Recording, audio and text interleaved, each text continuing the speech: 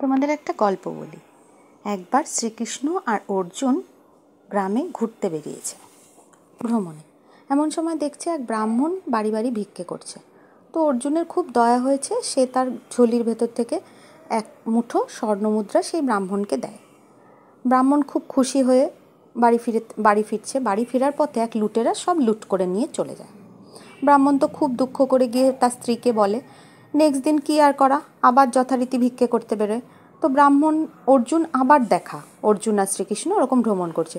এ কি ব্রাহ্মণ, তোমাকে যে কালকে দেওয়া হলো এক মুঠো স্বর্ণমুদ্রা, তুমি আবার কেন আজ ভিক্ষে করতে বেরিয়েছো?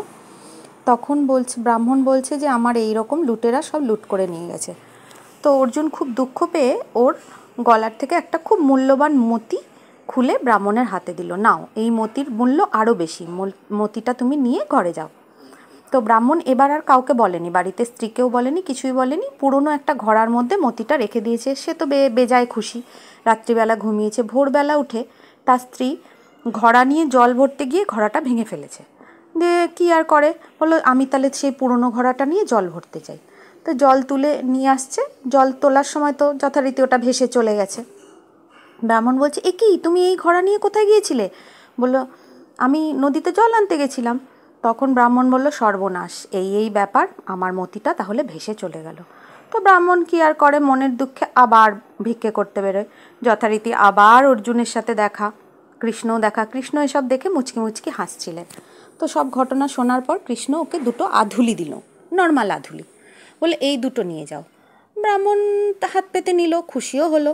দিয়ে মনে ভাবলো, এই দুটো আধুলি দিয়ে আমার আর কি হবে, তবুও শ্রীকৃষ্ণ যখন দিয়েছেন ভক্তি ভরে নিলেন।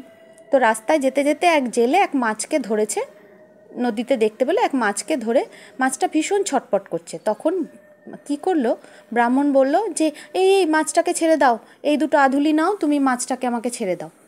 তখন মাছটা ব্রাহ্মণ নিয়ে ওকে জলে যেই ছাড়তে যাবে, ওর কাছে রেখেছে, তখন কোমণ্ডলুর মধ্যে নিয়ে জলের মধ্যে ছাড়তে যাবে, এমন সময় দেখছে কৌটোর মধ্যে সেই মতিটা, মাছটা ওই জলের থেকে মতিটা খেয়ে ফেলেছিল, সেই মতিটা মুখ দিয়ে উগড়ে দিয়েছে।